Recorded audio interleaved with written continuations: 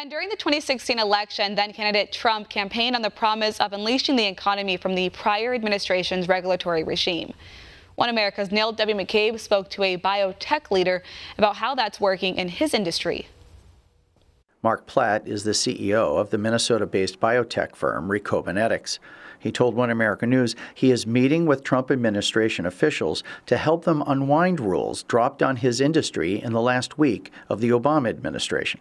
We've discovered the genome, the part of the genome that's responsible for heat tolerance in livestock, specifically cattle. So the American Holstein is the greatest milk-producing animal on the face of the planet. However, it's not heat tolerant. Platt said the Gates Foundation and other non-government organizations see a heat-tolerant Holstein as a way to bring cheap protein to the third world. The animals that they have in the tropical zones, Africa, South America, produce 1/6 to 1/8 the amount of protein.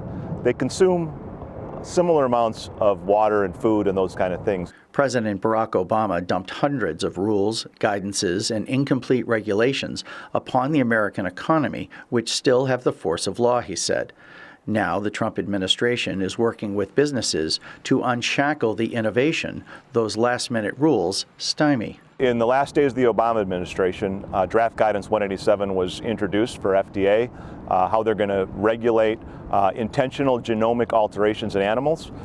Those animals will be regulated as an animal drug, and so those kinds of regulations are still getting cleared up, still in draft, and we're wondering how we're going to get to market. And obviously, that's a big factor in the work we're trying to do to feed a hungry world. Platt said his company's precision breeding techniques are not unnatural. Rather, they accelerate what farmers and ranchers practice without their techniques. So what we're doing is we're not introducing any new DNA into the genomes. We're just selecting a trait that isn't available in the animal we want it in. So we call that precision breeding. It's the same thing you could do through traditional breeding by just mating cattle the way we've done for thousands of years. What we can do in one generation, though, is impart that genetic desirable trait, which would otherwise take 10, 20, even 50 years to do through conventional breeding. Until the U.S. government realigns the regulatory regime, like other companies, McCabe is forced to make its sales overseas, he said. What we're doing now to drive the innovation is we're creating contracts and relationships in countries where the regulatory path is a little clearer. Brazil, Argentina, Australia, places like that.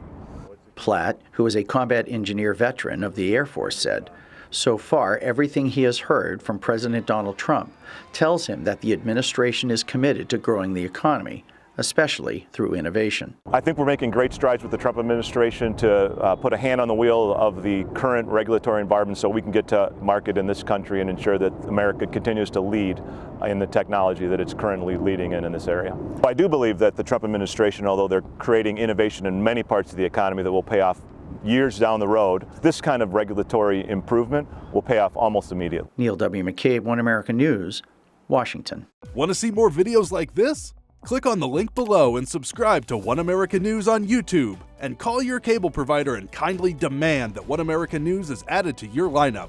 Call and subscribe today.